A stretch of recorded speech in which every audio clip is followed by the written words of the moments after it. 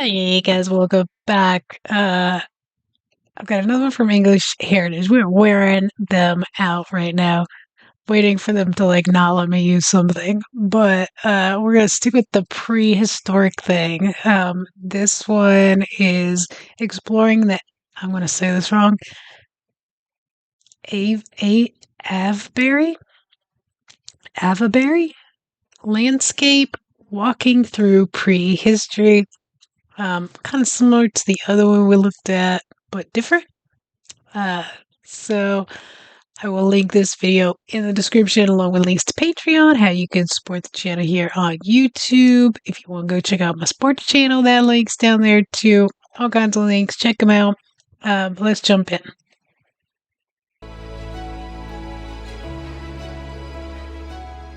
The Avebury World Heritage Site is a unique complex of prehistoric monuments.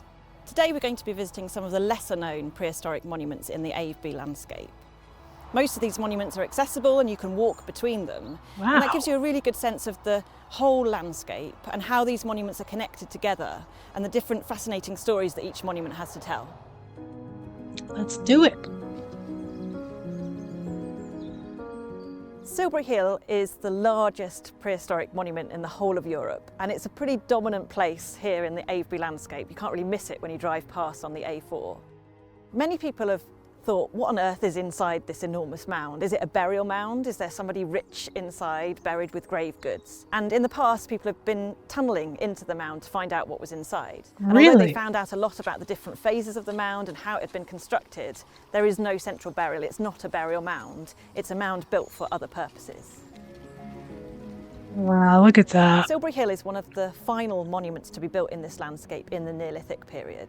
And it's built in this cluster of already existing monuments, but it's located in a really interesting place. It's located just at the point where the river Kennet springs out, and we think that the mound was perhaps built at the head of the river because this was a really important and perhaps sacred place. We've just walked up to West Kennet Long Barrow, which is one of the earliest monuments in the Look at Avebury that. landscape. It's That's a long cool. barrow, which is a funerary monument. It's where people buried their dead. And it's been fully excavated, which means it's been restored and that you can go inside it and see the chambers today.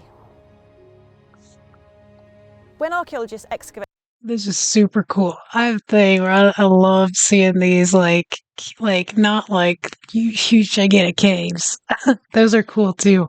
But like these that are, you there's a lot actually in the US. There's a guy, Scott, I think his name's Scott Fowler.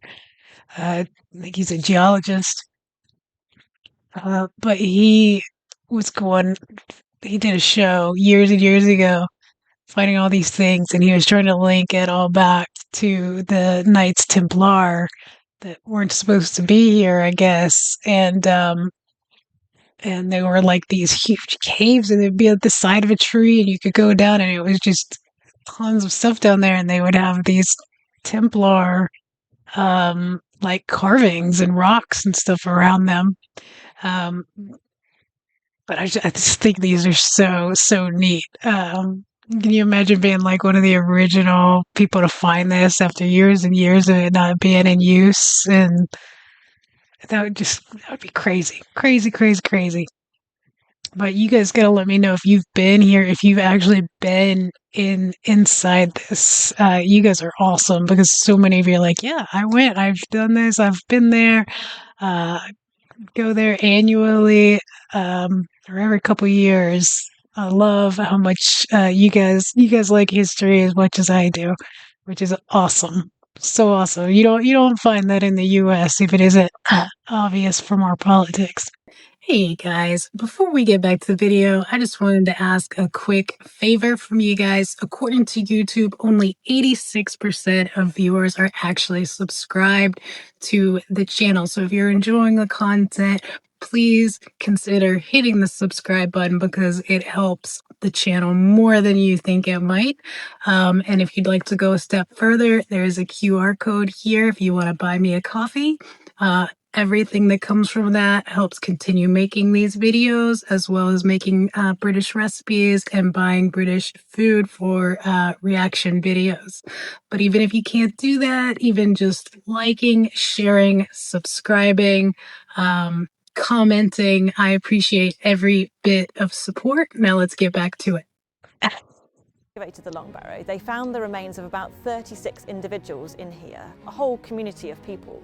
But they seem to have been brought into the space and then moved around. Sometimes some of the skulls have been moved over to one side of the chamber, or the long bones all put together. And there seem to have been different people placed in the different chambers. Some of them seem to be especially for older people, some of them especially for children. So there's some sort of division based on age and gender inside the space. Wow.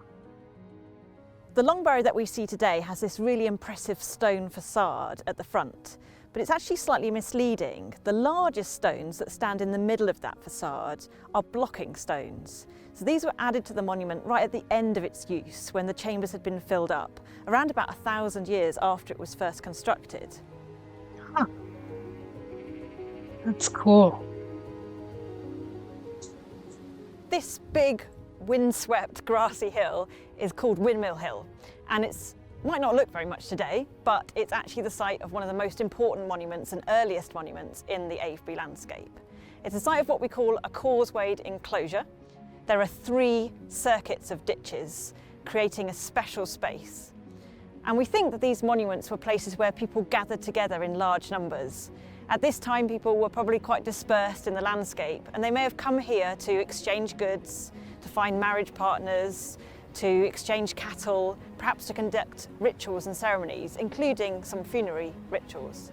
So it's a really important site for us understanding early Neolithic life, and for also understanding how archaeological ideas have changed over the 20th century.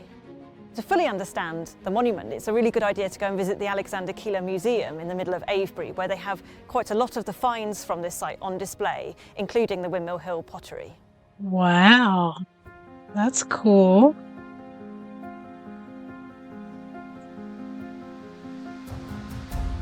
Sanctuary. We're standing at the Sanctuary, which is a really lovely little monument that not many people know about. Originally, the sanctuary would have been 2 stone circles, one set within the other, and then around them and inside them were standing timber posts. We don't know exactly what those posts would have looked like because, of course, they've rotted away, but we think they may have been standing quite tall and possibly with a linteled linked top, so horizontal timbers linking the circular settings of posts. After the site was excavated in 1930, they marked out the post holes and the stone holes with these concrete blocks. The red ones show timber posts and the blue rectangular ones show where stones once stood. And in the middle of the monument, it's quite a complicated layout, but it almost looks like there are 4 avenues of posts, basically directed on the cardinal directions. So they're almost spaces that people were coming into and processing into the centre of the monument. And it would have been quite a special inner sanctuary from the wider landscape. That's interesting. We think that the sanctuary was built at around the same time as Avebury Henge and Stone Circles, and it's actually linked to that monument by an avenue. The avenue is made up of 2 parallel rows of stones which lead off down into the valley behind me and skirt around Windmill Hill and approach the Henge, about 1.5 miles away. So we think this monument was part of the ceremonial. So this is all close to Stonehenge. That's interesting. I might have to do my own little research on this area just to see what people have come up with as far as what they think it would have looked at like. It's hard to look at it like this and kind of imagine it, but I would love to see what people have come up with that they think it would have been or looked like, at least. Complex of Avebury, and people might have processed up and down the avenue to reach it. All of the sites we've explored today are free and publicly accessible, so it's worth spending a bit of time and coming out and exploring some of the lesser known prehistoric monuments in the Avebury World Heritage Site.